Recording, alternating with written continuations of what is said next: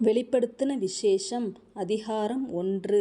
சீக்கிரத்தில் சம்பவிக்க வேண்டியவைகளை தம்முடைய ஊழியக்காரருக்கு காண்பிக்கும் பொருட்டு தேவன் இயேசு கிறிஸ்துவுக்கு ஒப்புவித்ததும், இவர் தம்முடைய தூதனை அனுப்பி தம்முடைய ஊழியக்காரனாகிய யோவானுக்கு வெளிப்படுத்தினதுமான விசேஷம். இவன் தேவனுடைய வசனத்தை குறித்தும் இயேசு கிறிஸ்துவை பற்றிய சாட்சியை குறித்தும் தான் கண்ட யாவற்றையும் சாட்சியாக அறிவித்திருக்கிறான். இந்த தீர்க்க தரிசன வசனங்களை வாசிக்கிறவனும் கேட்கிறவர்களும் இதில் எழுதியிருக்கிறவைகளை கைக்கொள்ளுகிறவர்களும் பாக்கியவான்கள். காலம் சமீபமாயிருக்கிறது.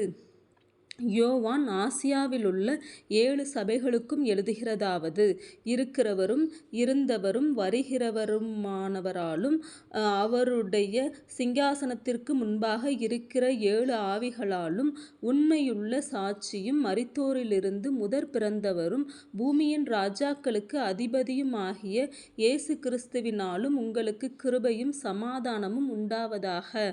நம்மிடத்தில் அன்பு கூர்ந்து தமது இரத்தத்தினாலே நம்முடைய பாவங்களற நம்மை கழுவி தம்முடைய பிதாவாகிய தேவனுக்கு முன்பாக நம்மை ராஜாக்களும் ஆசாரியர்களும் ஆக்கின அவருக்கு மகிமையும் வல்லமையும் என்றென்றைக்கும் உண்டாயிருப்பதாக. ஆமென். இதோ மேகங்களுடனே வருகிறார். கண்கள் யாவும் அவரை காணும். அவரை குத்தினவர்களும் அவரை காண்பார்கள். பூமியின் கோத்திரத்தார் எல்லாரும் அவரை பார்த்து புலம்புவார்கள். அப்படியே ஆகும். ஆமென். இருக்கிறவரும் இருந்தவரும் வருகிறவருமாகிய சர்வ வல்லமையுள்ள கர்த்தர், நான் அல்பாவும் ஒமேகாவும் ஆதியும் அந்தமுமாயிருக்கிறேன் என்று திருவுளம் பற்றுகிறார். உங்கள் சகோதரனும் இயேசு கிறிஸ்துவின் நித்தம் வருகிற உபத்திரவத்திற்கும் அவருடைய ராஜ்யத்திற்கும் அவருடைய பொறுமைக்கும் உங்கள் உடன் பங்காளனுமாயிருக்கிற யோவானாகிய நான் தேவ வசனத்தின் மித்தமும் இயேசு கிறிஸ்துவை பற்றிய சாட்சியின் மித்தமும் பத்மு என்னும் தீவிலே இருந்தேன். கர்த்தருடைய நாளில் ஆவிக்குள்ளானேன். அப்பொழுது எனக்கு பின்னாலே எக்காள சத்தம் போன்ற பெரிதான ஒரு சத்தத்தை கேட்டேன். அது, நான் அல்பாவும் ஒமேகாவும் முந்தினவரும் பிந்தினவருமாயிருக்கிறேன்.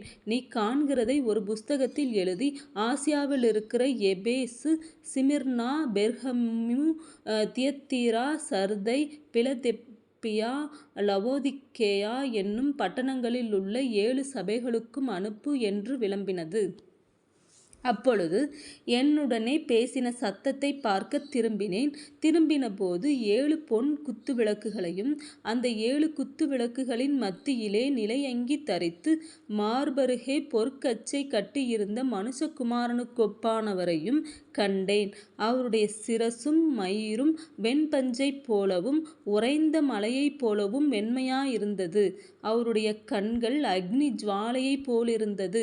அவருடைய பாதங்கள் உலைக்களத்தில் காய்ந்த பிரகாசமான வெண்கலம் போலிருந்தது. அவருடைய சத்தம் பெருவெள்ளத்து இரைச்சலை போலிருந்தது. தமது வலது கரத்திலே 7 நட்சத்திரங்களை ஏந்தி கொண்டிருந்தார். அவர் வாயிலிருந்து இருபுறமும் கருக்குள்ள பட்டயம் புறப்பட்டது.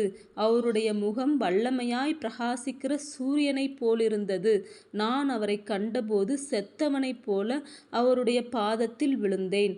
அப்பொழுது அவர் தம்முடைய வலது கரத்தை என்மேல் வைத்து என்னை நோக்கி, பயப்படாதே, நான் முந்தினவரும் பிந்தினவரும் உயிருள்ளவருமாயிருக்கிறேன். மரித்தேன், ஆனாலும் இதோ சதா காலங்களிலும் உயிரோடிருக்கிறேன். ஆமென். நான் மரணத்திற்கும் பாதாளத்திற்கும் உரிய திறவுகோல்களை உடையவராயிருக்கிறேன். நீ கண்டவைகளையும் இருக்கிறவைகளையும் இவைகளுக்கு பின்பு சம்பவிப்பவைகளையும் எழுது. என் வலது கரத்தில் நீ கண்ட 7 நட்சத்திரங்களின் இரகசியத்தையும் 7 பொன் குத்துவிளக்குகளின் இரகசியத்தையும் எழுது. அந்த 7 நட்சத்திரங்களும் 7 சபைகளின் தூதர்களாம். நீ கண்ட 7 குத்துவிளக்குகளும் 7 சபைகளாம்.